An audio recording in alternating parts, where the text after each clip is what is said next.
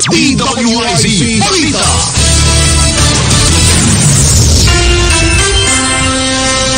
Isang senador hindi raw kontento sa paliwanag ni Department of Health Secretary Francisco Duque ukol sa overpriced medical supplies. Balita mula kay Patrol 19, Sally Ortega Bueno.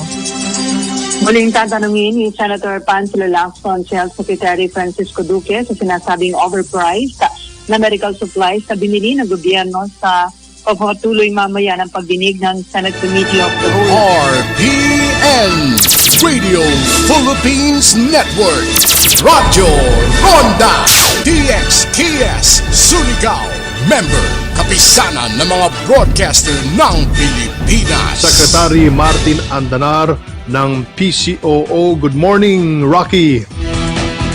Good morning, Secretary. At mula pa rin po sa PCOO, ako naman po si Usec Ignacio, kasama niyong aalam sa mga totoo at tapat na impormasyon tungkol sa mga hakbang na ating pamahalaan laban sa nakamamatay na sakit na ito.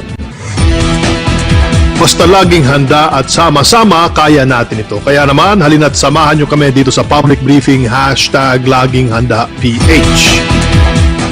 Mamaya makakasama natin si John Mogol ng Philippine Broadcasting Service sa pagkalap ng mga balita sa iba pang bahagi ng bansa. Kasama rin sina Regine Lanusa ng PTV Davao at Ala Sugduan ng PTV Cordillera. Samantala, balita muna tayo. Sa ikawalong pagkakataon ay muling nag-ulat ang Pangulo sa Taong Bayan at sa Kongreso bilang bahagi ng kanyang weekly report ayon na rin sa Bayanihan to Heal as One Act.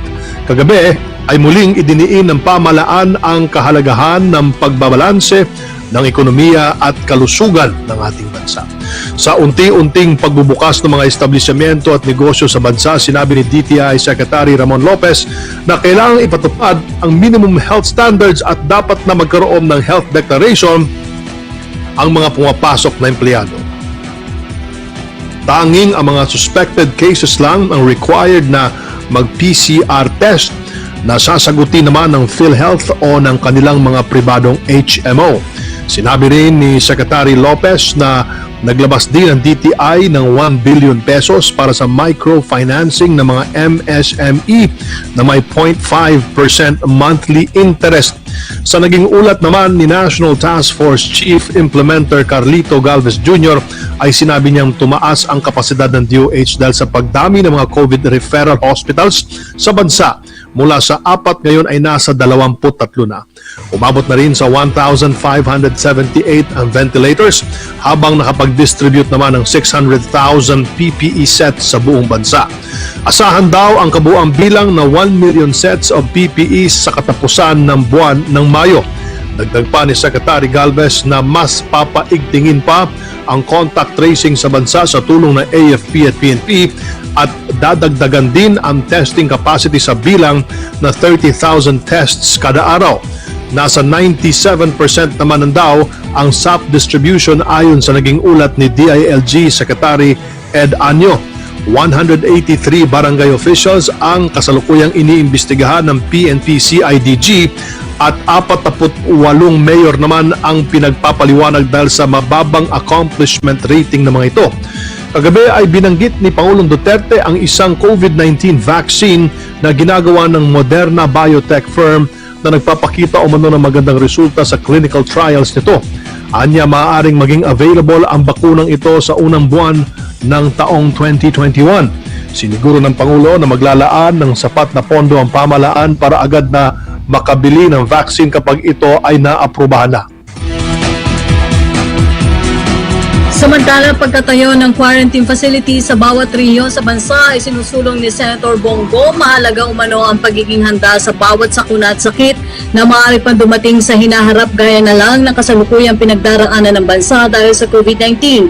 Kaya naman bilang tugon dito, inihain ng Senador ang panukalang Senate Bill 1259 o ang Mandatory Quarantine Facilities Act of 2020. Ayon sa proposed bill, bukod sa pagtatayo ng mga pasilidad sa bawat rehiyon, kailangan din ang bawat quarantine facility ay naglalaman ng sapat na kagamitan gaya na lamang ng mga damit, pagkain, means of communication at kumpletong medical equipment. equipment. Dapat din na malapit ito sa mga DOH hospital sa bawat rehiyon at nasa strategic locations para masiguro ang kaligtasan ng mga kalapit na komunidad. Pangungunahan naman ng DPWH ang pagtukoy ng mga lugar na maaaring pagtayuan ng pasilidad at maging ang mismong pagtatayo nito sa pakikipagtulungan na rin sa mga lokal ng pamahalaan. Mahalagaan niya ang pagkakaroon ng isolation facility sa bawat rehiyon para agad na maagapan at hindi na mauwi pa sa isa na namang pandemya ang mga sakit na maaaring dumating sa bansa sa hinaharap.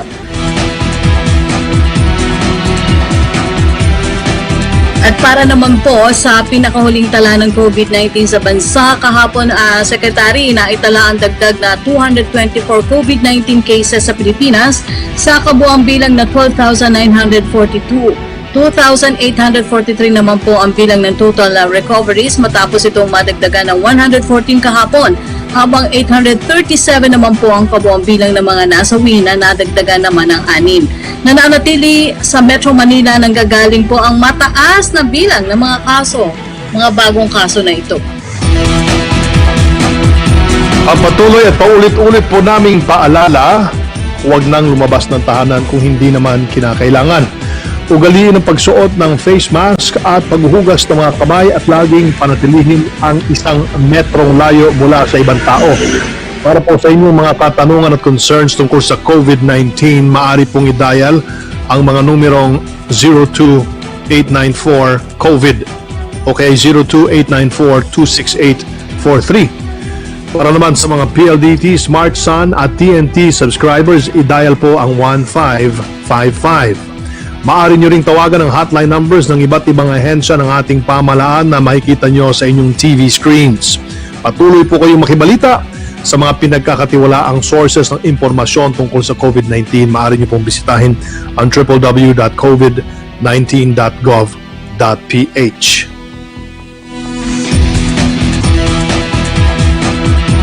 Samantala, makakausap natin sa ating public briefing ngayong araw sina Police Lieutenant General Guillermo Elguesar, ang Commander ng Joint Task Force COVID Shield, Arlene Magtibay, ang Senior Vice President and General Manager ng Robinsons Malls,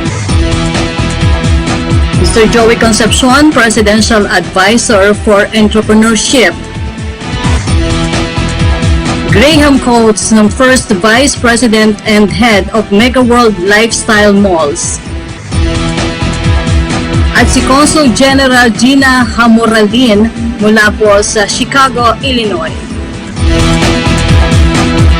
Dahil sa unang ilang araw ng implementasyon ng Modified Enhanced Community Quarantine sa Metro Manila, dagsa agad ang mga sasakyan at motorista sa mga kalsada. Marami na rin sa mga kababayan natin ang nagbalik sa trabaho kahit pa walang masakyan.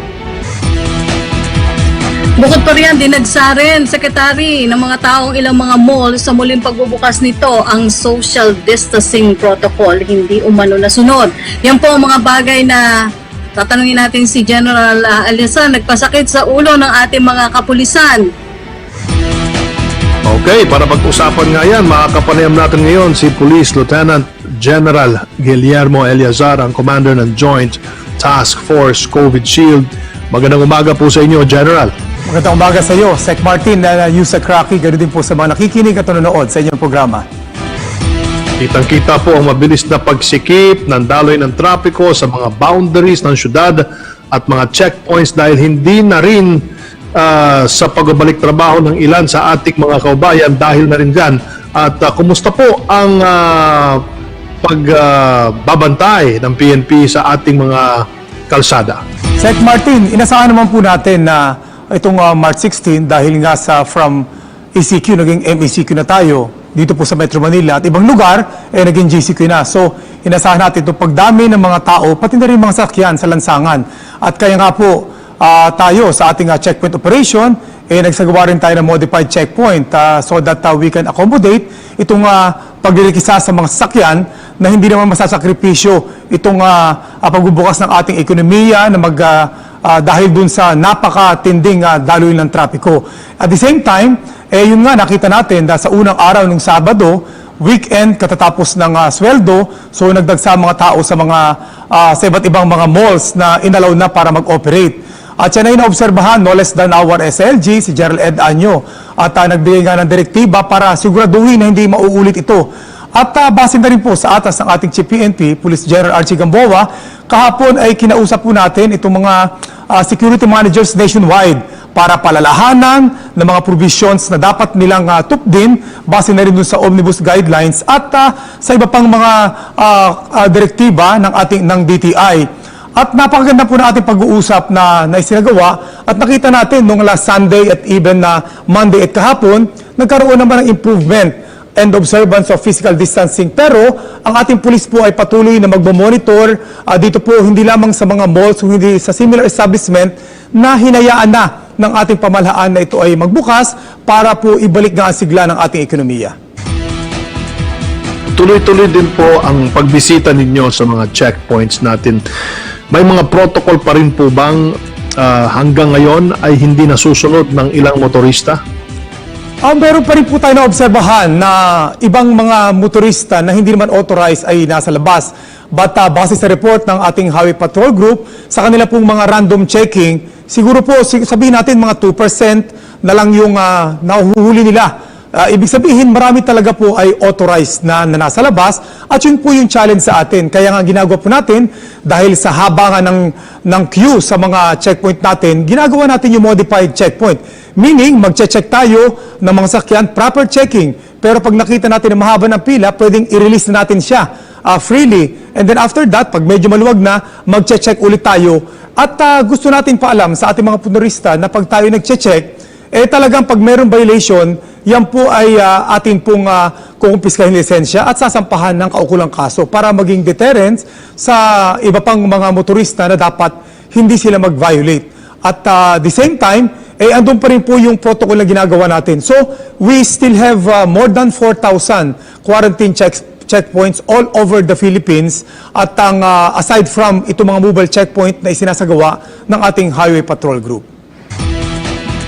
Opo, General, na-mention nyo nga po na nagkaroon kayo ng pagpupulong with the mall owners. Ano po yung guidelines na ipatutupad natin sa mga shopping malls at iba bang essential establishment bukod po dun sa no quarantine pass, no entry? Opo, una-una nga po, meron mga guidelines na talagang binigay ang ating ang DTI at kasama doon na ang pwede lang pumasok yung maximum number ng mga customers base sa computation ng floor area nila. So ito po yung at least 2 square meters bawat customer. At pag yan po ay pumasok doon sa loob, yun naman mga shop na bukas sa loob, dapat meron din maximum number na pwedeng pumasok doon. And at all times, anywhere in the mall or shops, dapat po inoobserbahan yung physical distancing. At merong mga marshal naman itong mga malls. Well, in fairness po sa kanila, naghanda naman po talaga, kaya lang siguro nagdagsa. Kaya nga yung additional na propose natin na pag-usapan doon is that dahil po ang Metro Manila, nasa MECQ tayo, at only 1 member per household, ang pwede lang lumabas to avail the goods and services provided by the permitted industries. So maganda na gamitin natin ito. Itong merong mga quarantine pass na siyang isa lang sa bawat household, sila lang po ang pwedeng pumunta doon. So i-check po natin sila. And they should go to the mall in their locality or adjacent locality. At the same time, maganda rin sa parking area na pag-usapan po natin. Kasi di ba, pagpasok pa lang sa parking area, i-check na natin. Dapat ang naandun lang, isang member ng pamilya. Kung nakita natin na more than 1 yan, 3 o 5, lakwatsa na yan. At so pwede nating i-check doon at wag nating i-allow sila doon. So tandaan po natin na ito pong pagbubukas na hinayaang magbukas itong ilang establishmento ng ating pamahalaan, ito po ay para sa ating ekonomiya at hindi para gawin para sa paglalakwatsa.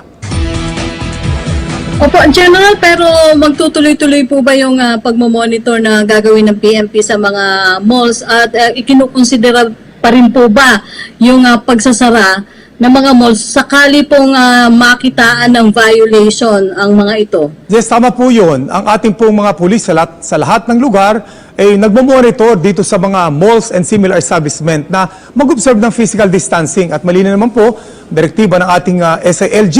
At alam naman po yun ng iba't ibang malls na kasama po sa provision yun ng pagbubukas nila na i-observe ito mga health protocols including the physical distancing. At pag may nakita po tayo na merong kapabayaan, yun po ay magiging ground natin para i-facilitate natin yung closure ng mall na yun, base na rin po dun sa mga makukuha nating mga ebidensya.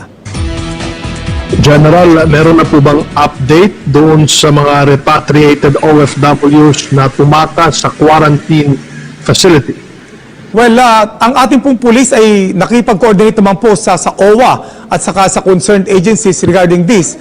At patuloy po naman ang ating ginagawang paghahanap sa kanila. Yun nga po, nagdagdag pa tayo ng mga personnel sa atas na rin ating Chief PNP para po magbigay ng tamang protection at seguridad sa mga lugar kung saan doon naglalagi ang ating mga OFW para aside from the protection, yun nga po, maiwasan itong pag-alis nila dito sa mga quarantine facility na ito na walang arrangement or paalam. Opo, General, alam namin na kayo po'y abalang-abala sa paglilibot dito sa Metro Manila at iba pang mga lugar, kasama rin yung mga malls. Ano na lang po yung mensahe ninyo sa ating mga kababayan kasi talagang yung COVID-19 ang kalaban natin dito? Opo, sinasabi ba natin na ito nga po, ito na yung pagkakataon na ipakita natin ang ating kooperasyon. Subalit, sa nakita natin ng mga unang araw, hindi po maganda at katanggap-tanggap. Buti na lamang, ito po ay nag-improve. Alam niyo po, at sinasabi nga natin, do not let the mall be the ground zero of the next wave of infection. So, stop unnecessary movement, stop unnecessary travel and trips or visit dito sa malls and other places. Lagi po nating tatandaan na sa atin po nakasalalay, ito pong tagumpay ng ating programa. So, sa ngayon po, dahil nga po napakaganda ng koordinasyon ng ating police with the mall managers, ang ating pakiusap na lang sa atin sa publiko, sana po ay sundin natin itong mga simpleng guidelines na ito. At kung kayo po ay lalabas ng bahay at kayo ay authorized, laging mag-wear ng mask at laging observe ang physical distancing nasaan man kayo, anumang oras ito. Okay, maraming salamat General Eliazar for always making time for us. Mag-ingat po kayo lagi. Maraming salamat din at magandang umaga po sa atin lahat. Mabuhay po kayo. Napag-usapan na lang din ang malls. Rocky, kausapin na rin po natin ang isa sa pinakakilalang pangalan na mall sa bansa. Ito pong Robinsons. We have on the line Miss Arlene Magtibay, the Senior Vice President and General Manager of Robinsons Malls. Magandang umaga po sa inyo, ma'am. Magandang Secretary Martin and Usec Rocky at sa lahat ng ating mga televiewers. Ma'am, marami pong kumakalat na mga pictures online tungkol sa alleged overcrowding ng ilang malls on the first day of the MECQ kung saan hindi naoobserbahan ng physical distancing. Ito po ba ay totoo? Ito po ba ay fake news? Secretary Martin, in the case of Robinsons, may mga kumalat na mga photos sa social media. Pero ang mga ito ay fake news. Because these were old photos taken in one of our provincial malls na ginamit ng LGU para maging venue for the distribution of the social amelioration package. At nung panahon na yon ay sarado pa po yung nasabing mall. So we would like to correct that impression dahil nung unang araw po ng pag-MECQ ng ating mga Metro Manila malls, lahat po ng Robinsons Malls dito sa Metro Manila ay naging very peaceful at naging very orderly po. Lahat ng ating mga customers and shoppers ay naging very cooperative in terms of social distancing, pagpapakita ng kanilang mga quarantine pass, at pagsusuot po ng face mask. Sa Robinsons po, Ms. Arlene, we are sure you also had to make certain adjustments in the guidelines. Ano po ito exactly at how do you make sure that these will be strictly followed by the mall goers? Unang-una, Secretary Martin, naglabas po tayo ng mall reopening guidebook para po sa ating mga retailers at ating mga restaurants So dito po dinatalya namin kung ano ang kanilang mga preparasyon na dapat gawin in terms of making sure na yung kanilang mga tindahan ay magkakaroon ng social distancing. Meron pong mga visual cues, no? At sa ating mga restaurants, dahil ang dine-in, lahat po ng kanilang mga tables and chairs ay pinasantabi po muna. And we also gave them guidelines on screening, the health screening of the employees, and all the sanitation and disinfection that they will have to do. Sa mall naman po, during the time of the ECQ, marami po tayong ginawang paghahanda. Lalong-lalo na po pagdating sa disinfection, sa deep cleaning ng mall, ng ating mga air conditioning systems, and most especially, napakarami po naming prepare na mga visual cues, floor markers, reminders, posters, signages, na pag pumunta po kayo sa mga Robinsons Malls, makikita niyo po itong lahat. No, sa ating mga elevators, reminders sa escalators, at yung entry protocol po ay talagang pinapasunod natin according to the guidelines of the various government aids. So no mask, no entry, kailangan magpakita ng quarantine pass, kailangan dumaan sa ating footpath to disinfect their footwear, and we also do temperature checks, and we also have provided alcohol or sanitizing pong mga entrances. So marami po tayong pinapasatupad na mga bagong protocol. Sabi ka po nila, this is the new normal, and we are trying our best to educate the public to adapt to this new normal. Ma'am, kasi isa po sa mga naging guidelines ng IATF, yung mga siguro pong lilimitahan ang bilang ng mga pumapasok sa mall. Paano niyo po masisiguro talaga na maigpit na itong ipinatutupad? Usec Rocky, nag-deploy kami ng mga marshals or security guards, no? And for each mall, iba yung bilang nito. Pag mas malaki yung mall at merong malls na mas matao, then definitely we increase the number of the marshals to ensure that social distancing is observed. Lahat po ng aming mga malls ay nakakompute na po ang maximum carrying capacity. And I'm glad to inform you na so far, lahat naman po ng mga malls ay they're well within, no, the maximum carrying capacity. So, trained po yung ating mga guards na pagka po marami ng tao, like for instance, sa supermarket, kung napansin nyo, matagal po ang waiting time kasi kinokontrol po natin bilang ng tao. There's only a certain number based on the gross floor area of the supermarket and even. So, hindi po maiiwasan na mag-antay po ang mga tao. Opo, ma'am, kasi alam po namin na kinoconsider niyo yung retail partners ninyo. Pero paano po kayo nakikipag-coordinate sa kanila to make sure na yung pong proper health and safety protocols naman po ay naipatutupad at nasusunod? Meron po tayong mga mall officers, safety protocol officers na lumilibot po sa buong mall. And we do constant checking with our mall partners, yung ating pong mga retail, to ensure na yun pong mga patakaran na prescribe ng mall ay nasusunod. No? So, there is constant checking that is being done.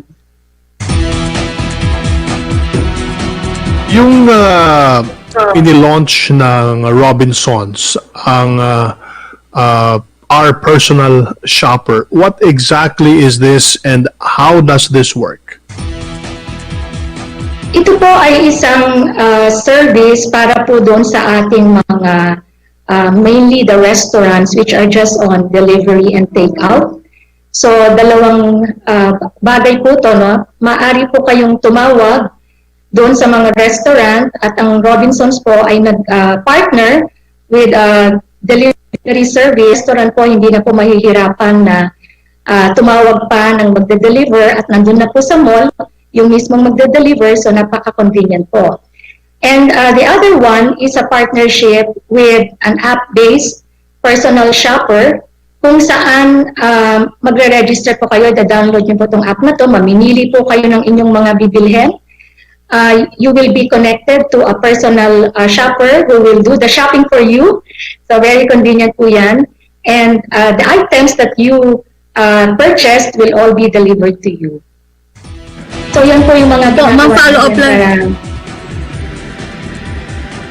Yes, Usec. Follow up lang din dyan, follow up lang din po dyan sa delivery service in general. So paano nyo po mas pinadali at ginawang mas efficient yung delivery services ng ibang courier sa inyong mga malls?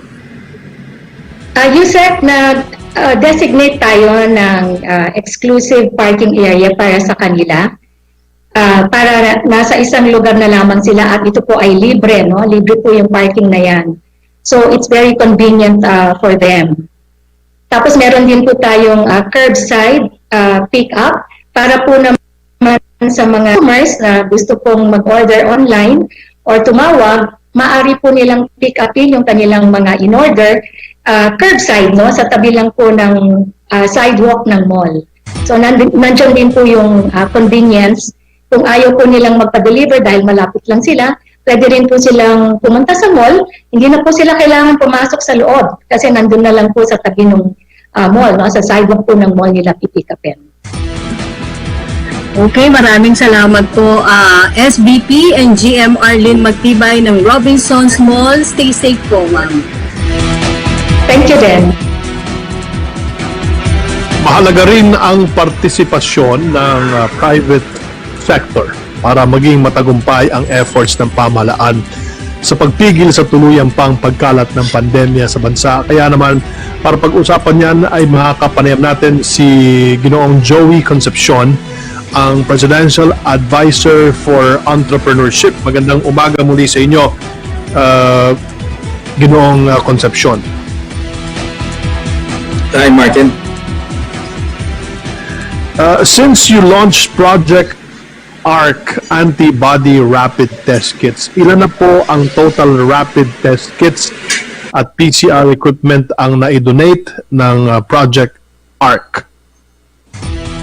So ngayon, dumating, I think, over the Sunday or yesterday, the rapid test kits. So they're delivering now all the rapid test kits to the 205 companies, the first 205 companies that ordered. So this is about close to 500,000. Yung PCR testing equipments namin, yung auto extraction at yung PCR, dumating rin kagabi, no? For about six government hospitals, no, that we are helping. So ang tulong namin really is from the private sector is to equip the companies who, by the way, all the rapid test kits are paid by the private sector. The employees are not paying. Nothing is charged to the government or to PhilHealth. So I'd like to make that clear. So all this testing will be done in the next, starting today onward for the next 2 weeks. So we hope that many of these people, these companies will be able to finish that. Now, the PCR test equipment that arrived last night, together with 7 Chinese nationals who will install the equipments, and 4 vice presidents, 2 vice presidents. This was all arranged by Congresswoman Janet Garin, who is the private sector chief implementer for the RT-PCR or swab testing project now. This is the first run, and we organized this in less than about 15 days, 2 weeks. That's how fast Congresswoman Janet Garin and the private sector worked. And we were able to meet the chairman of Sansure on Zoom, a great meeting, and Vince Dizon, the PA Vince Dizon was also there with us. So better clarity, government now can buy direct from Sansure the test kits and the equipments if it needs it. And our prices were fabulous. It was very, he gave a good price to the private sector. So I expect the government will get the same treatment.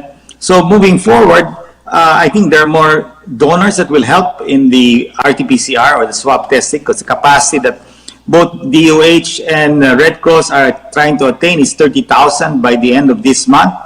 I don't know if they'll be able to do that, but with our help, that will increase the chances of them attaining that level of testing, no? Martin? Pagdating po naman kahapon ng PCR equipment sa bansa, ngayon araw daw po inaasahang sisimulan ang pagsiset up ng automated laboratories, which is also part of your project. Saan at kailan po expected na magiging fully functional itong mga dumating na equipment kahapon? So ngayon, they're now bringing it to Cebu, Zamboanga, at yung isang sponsor namin, yung LBC, tumutulong ngayon sa pagdideploy ng mga equipment na to, no, sa mga iba-ibang government hospitals. Now, hopefully, Congresswoman Janet is the one running the project. She told me maybe she'll try her best to get it out in about seven days.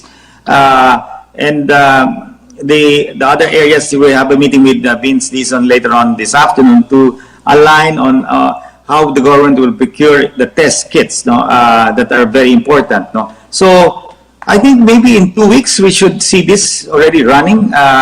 And of course, yung training ng mga medtechs nila, no, kailangan they're here. These Chinese nationals are here to train them as well to the use of the equipment, sa training. So that will take some time. But the way Congresswoman Janet is working with the private sector, we're all really moving very fast. And you can see how, and with the help of Secretary Galvez and Lorenzana, they made available their C-130. And also tomorrow, there will be another plane load. Ito naman yung mga equipment ng Red Cross at yung Ayala Group. So, na-arrange namin ni Congresswoman Janet lahat to, pati yung mga aeroplano ng pribadong sector, pati sumama na rin yung Red Cross.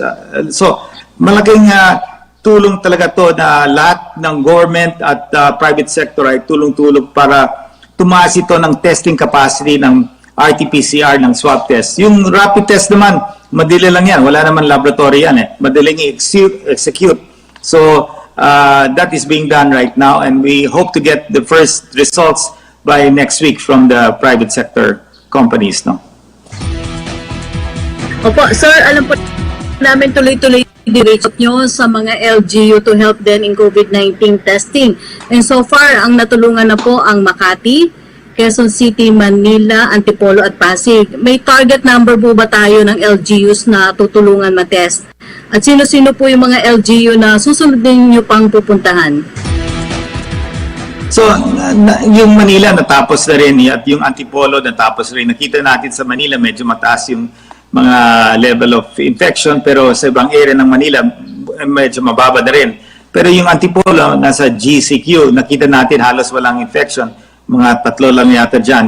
Yung Makati is ongoing. Yung Quezon City, today we have a press con to announce the results. Yung Pasig is still ongoing. Taguig is still going to start. So far, these are may mga iba-ibang papasok rin. I don't know. Yung chief, si Jingay Hontiveros is handling the LGUs. No? Pero aside from that, Martin, we are, Vince Dizon and MMDA and the mayors have agreed to do a zero prevalence test. No? What does it mean? The 16 cities of NCR plus Laguna will be taking part of this study that we will measure the level of infection using rapid test kits. This is going to be supervised by PSRC, a research firm that will monitor at create the protocols on how we will do this research. So every month, makikita natin kung nag-improve, tumataas ba ang level of infection or bumababa ang level of infection. So this will be done over a period of, I think, 4 months. No? Kung successful to, baka lalaguin natin to buong Luzon and eventually, kung may mga donors pa, baka kaya natin yung critical areas within the Philippines. No? And that's very important na itong testing na ginagawa natin. Kasi by the end of by the end of the month, we are expected to move towards a GCQ. And the more you open the economy, kailangan mas lalago yung testing mo, mas frequent. Di lang once, no? Yung challenge lang sa RT-PCR, the cost is about 4,000 pesos. And some of them are even charging as high as 8,000. So medyo mahal yan eh.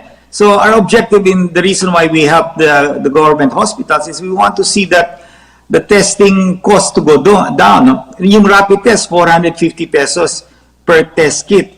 Yung RT-PCR, pag-charge ng mga iba, mga 4,000 pesos yan. Hindi kaya ng mga private sector yan per employee. So, ang mahal nun. So, what we want to see is sana ma-approach natin halos kalahati ang i-target natin sa mga government hospitals. No? Kasi yung mga equipment naman nila, dino-donate naman namin sa mga government hospitals. Eh. So we have to make testing not only accessible but affordable. No?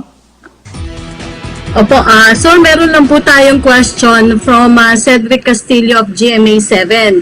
Yesterday daw po in a press con, various medical organizations including the Philippine Medical Association are unanimous in saying rapid test kits are not reliable as back-to-work screening measures.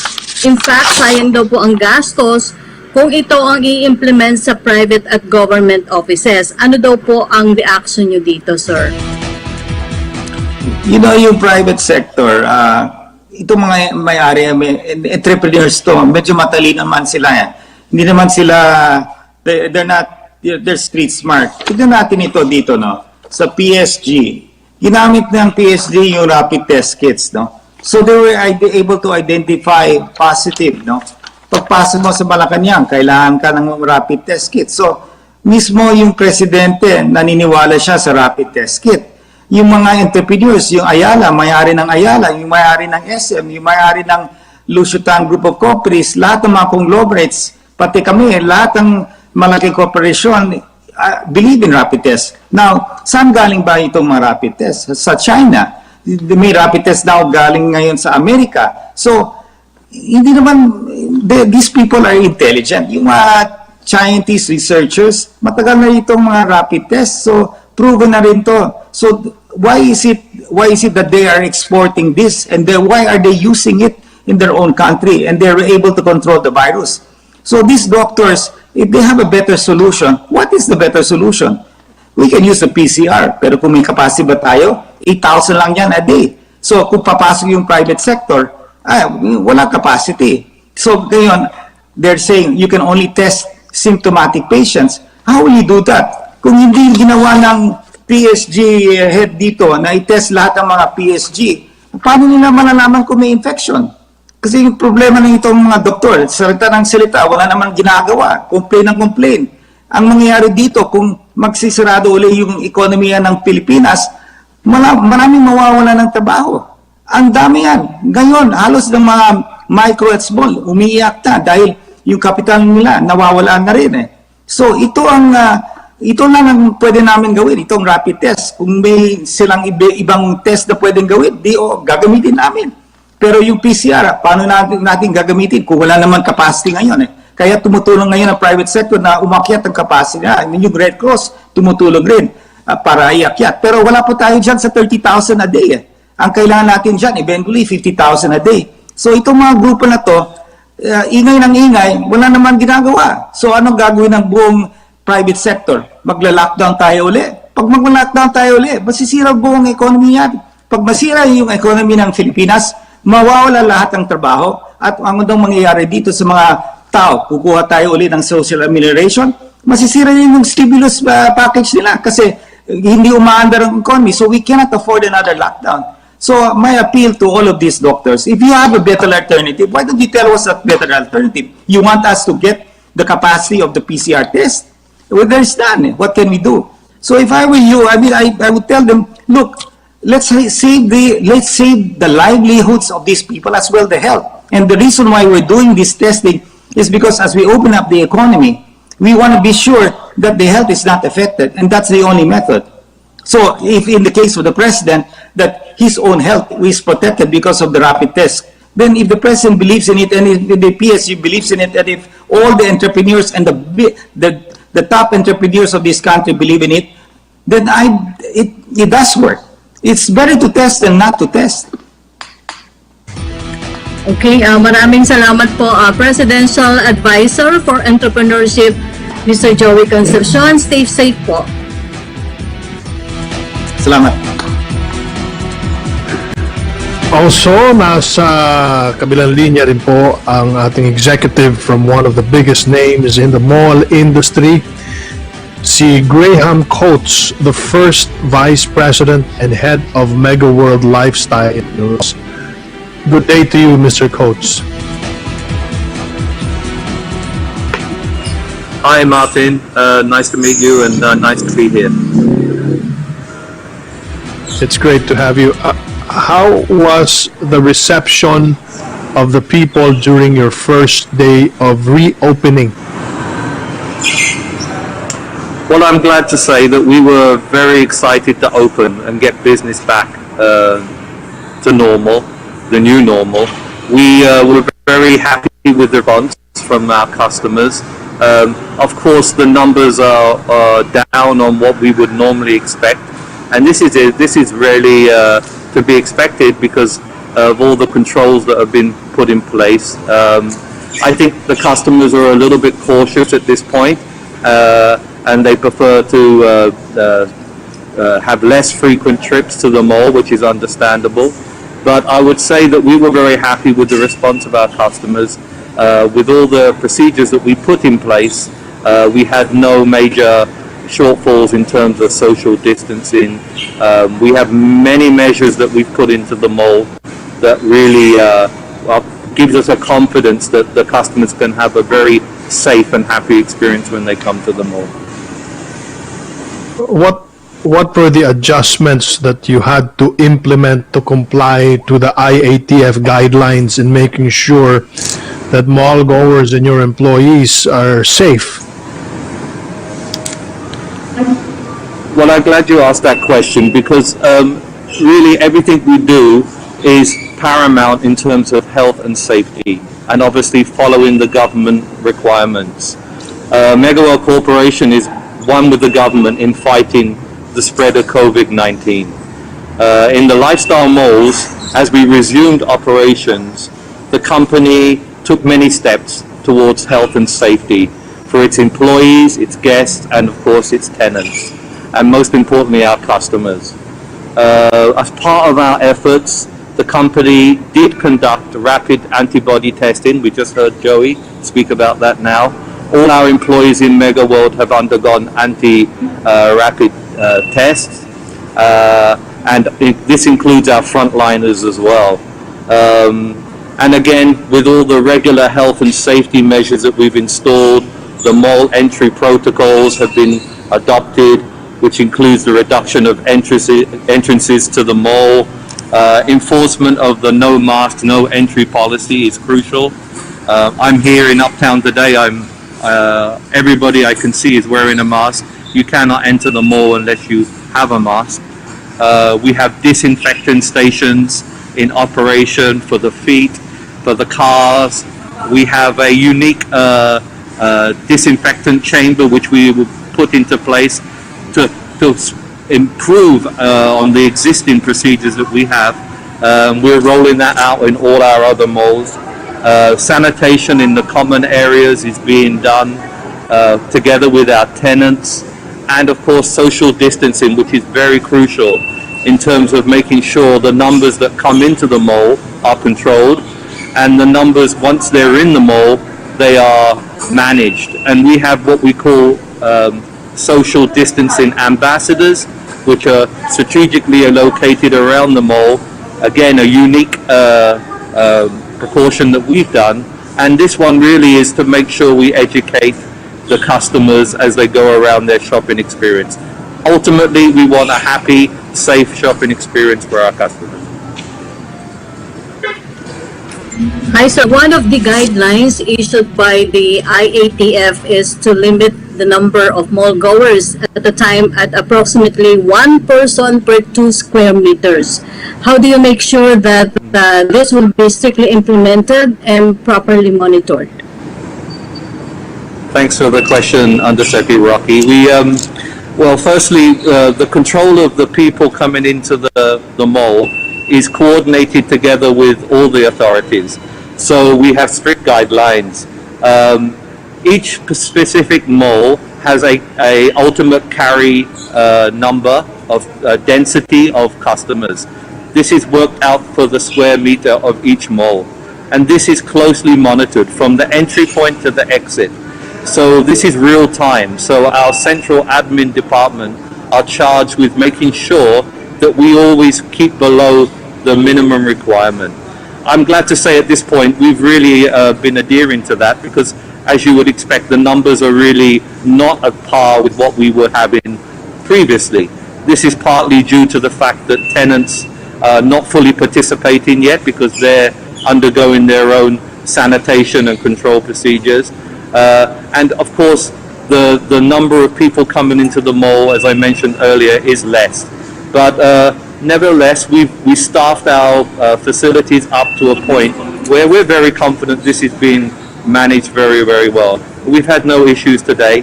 We're very happy, and we'd like to compliment all the authorities that have helped us implement these procedures, and of course our customers for making sure that they adhere to everything.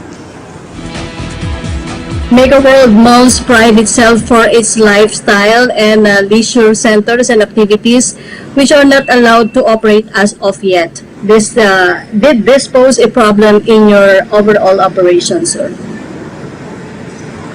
Yes, thank you for the question. We as you know, there are certain tenants which are prohibited at the moment.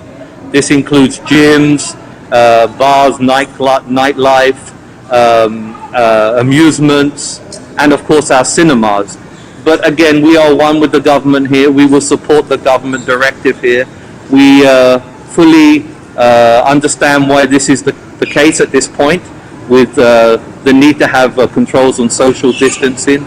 So yes, it has affected us, and those tenants have been hard hit. But as a company, we've supported those tenants with many concessions in terms of rental, and we will continue to support them to the point that when this goes back to normal, hopefully in the near future, they can resume their business and everybody can get back to a profitable situation. You also launched this new program, Mega World New Reality. Can you tell us more about this Mega World New Reality? Sorry, I'm not hearing the question. I'm sorry. I believe your company launched the new program called Mega World New Reality. Can you tell us more about this, sir? Yes, of course, everybody talks about the new normal. We talk about the new reality. We use this terminology because we have to accept that this is a very disruptive period of the business for the mall industry. And with this disruption often comes a lot of change. And as a company, as MegaWorld as a company, we like to think that we innovate and react to the change in a very positive way. So as a group, we are undergoing a major review of all our businesses and how we react to this new reality. I think e-commerce is going to be a major component of how the malls interact with their customers in the future. So yes, we welcome this. We welcome the fact that we have to be nimble and have a lot of agility in how we do our business.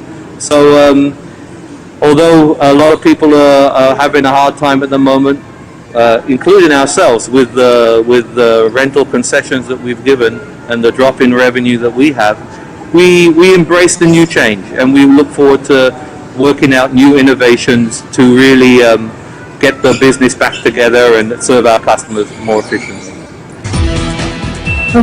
Sir, everybody's looking at the effectivity, convenience, and safety of cashless payment transactions, and it's even being considered for our public transportation. Would you say this should also be part of the new normal in malls moving forward? Absolutely. As I just mentioned, e-commerce is really going to be a big factor as we move forward and as we conquer this pandemic. This will definitely herald a new era of e-commerce initiatives. Actually, we're currently working on a number that will be announced in the next month or so. But as a company, we like to look forward to new initiatives, and yeah, we embrace this, and we will work closely with our tenants to make the new environment for the mall better and stronger. Thank you very much for your time, Mr. Graham Coates, the first Vice President and Head of MegaWorld Lifestyle Malls. Take care, sir. Thank you so much. Stay safe, everyone. Rocky, kumustahin naman natin ang lagay ng ating mga kababayan sa Chicago, Illinois. Live, kasama po natin si Consul General Gina Hamoralin. Magandang umaga po sa inyo, Consul General. Magandang umaga, Herino, Secretary Andanar, and Usec Ignacio. First of all, let's do a COVID-19 check as of today. How many positive cases are we looking at in Illinois? Well, right now in Illinois, we have around more than 90,000 cases. And Illinois ranks the third top in number of cases in the whole United States after New Jersey and New York. Meron po bang mga Pilipino na nagpositibo? Of course, meron ho. As of now, we have recorded 42 Filipino-Americans with COVID cases in the whole Midwest. I cover 12 Midwest states, and these 42 covers 12 states. And out of the 42, we have there is a recorded 17 casualties. And out of the 42 cases, 17, half of them are in Illinois, and half of them are in Michigan. And unfortunately, half of those deaths are from our healthcare workers. The state of Illinois already issued a disaster declaration early March. Aside from this, what are the early measures that the Illinois federal government implemented to further help mitigate the effects of COVID-19? Yes, sir. Actually, you said Illinois. Yes, already now we are on the phase 2 of 5.5 phase plan meant to restore, the Illinois state. Right now, the Illinois was able to do a lot of testing. Earlier, the goal was to have 10,000 tests per day, and at this moment, they were able to make more than 10,000 testing per day. So that's my milestone as far as Illinois is concerned. And we are now on phase 2, which is they are flattening the curve. So the number of cases are stabilizing, it's not declining. So we are looking forward by next month to go into phase 3, which is, we call that a recovery period. So the hospitalization rate is declining, but still, 90,000 is a lot of cases. So we are, the governor of Illinois is working towards recovery in the near future. Opo, Council, kumusta naman po yung general welfare ng Filipino community dyan? We understand na marami pong Filipino events ang na-cancel dahil sa pandemic. So, kumusta na po kayo dyan? Opo. Mabuti naman ho. Actually, since March 21, the Illinois state issued a stay-at-home order, and actually almost all of the Midwest states we are currently on stay-at-home order, except 3 states of Iowa and the Dakotas. But all the people, particularly the Filipinos, are staying home, except of course, the frontliners and the essential services. And the Bayanihan spirit here in the Midwest is alive because the Philippine Consulate started a social media campaign to help disseminate the humanitarian projects that our Filipino organizations have been doing. While they're also affected, but many of them have done a lot of good things, like donating food, meal kits to the frontliners in the whole in many Midwest states. Some of them, organizations, they also donated humanitarian assistance to some selected communities in the Philippines, and some of them were involved in making and distributing free face masks and PPE supplies to the frontliners. They are really doing their job to help each other, and that's what we really wanted, to stay united and help each other. Opo, ma'am, I understand you're also under work from home arrangement. Paano niyo po patuloy na tinutugunan yun naman po mga pangangailangan ng ating mga kababayan dahil na may kinalaman pa rin po dito sa COVID-19? Yes, of course. as I said, after the Illinois state issued a stay-at-home order, we started the work-at-home arrangement. Pero hindi naman nun natigil ang aming mga serbisyo. Patuloy pa rin kami tumatanggap ng some consular services like civil registry. Ito yung mga report of birth, report of marriage. They can do it by mail. They send it to us by mail and we respond. And also, we also continue to reply to all the queries ng ating publiko. We have an emergency number ready to respond to all public queries. In fact, we receive queries from almost many, even outside our states of jurisdiction. And as you know, may mga stranded yung mga Filipino dito, and we were able to help these Filipinos, particularly the J1 visa holders. And 21 of them actually are already in the Philippines. We have helped repatriate them. Actually, 8 of them, we use our standby RPN fund. And the rest of the stranded Filipinos, many of them opted to stay here for a little while, to wait it out, or to another reason why some of them cannot go home because of, for fear that in the Philippines, there was disclosure of NAIA. So some of them deferred their coming back to the Philippines. But the rest, those who asked for our assistance in coming back, we responded to their request. Because of the extended lockdown until May 30, apektado po ang kabuhayan mga kababayan. Are the immigrants, especially the Filipino community, part of the recovery plans na inihanda ng State of Illinois pagkatapos ng pandemya? Kasama rin po ba yung mga OFWs na Pilipino sa plano?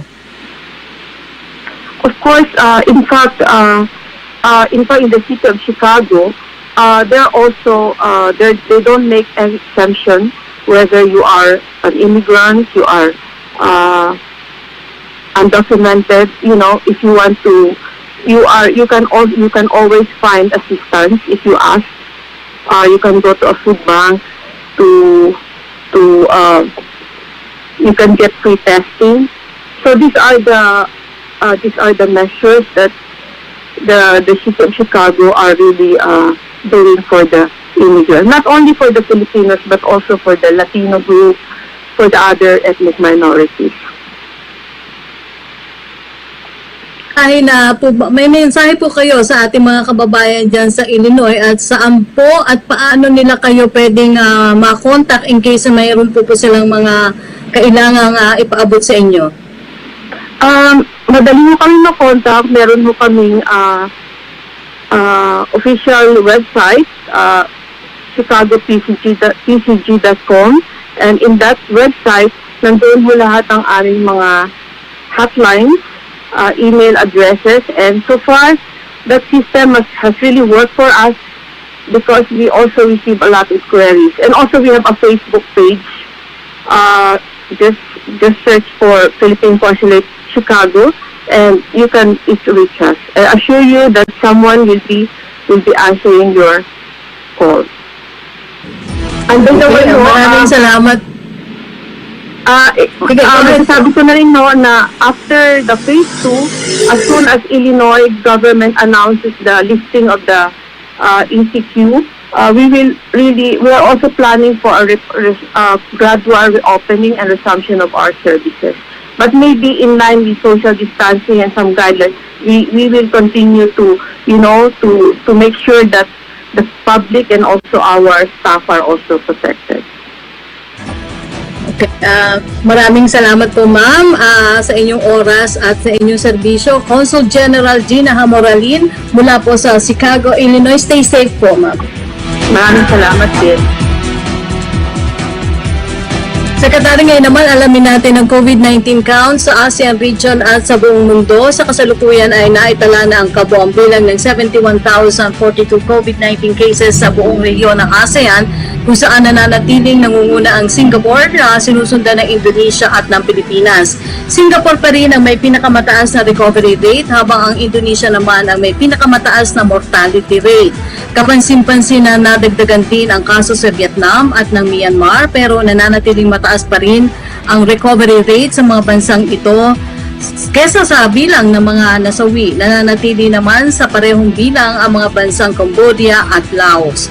Sa buong mundo naman, umaabot na sa 4,889,287 ang kabuang bilang ng COVID-19 habang nasa 1,679,155 naman po ang naka-recover at 322,683 ang nasawi. Ang Estados Unidos pa rin po ang may pinakamaraming COVID-19 positive at umabot na sa higit 90,000 ang nasawi sa nasabing bansa. Samantala, alamin naman natin ang mga balitang nakalap ng Philippine Broadcasting Service mula sa ating mga lalawigan. Go ahead, John Mogul. Yes, Sec Martin, magandang tanghali. Sec, sa lalawigan ng Pangasinan ang distribusyon ng hybrid rice seeds at certified seeds sa mga magsasaka sa 21 barangay sa bayan ng San Quintin ay puspusan na po dyan habang inilunsad na ang kanilang gulayan sa Oval Project bilang tugon sa pangangailangan sa pagkain ngayong COVID-19 crisis. Mula po sa Radyo Pilipinas Tayug, magbabalita si Marie Mildred Estrada Coquia. COVID Radio.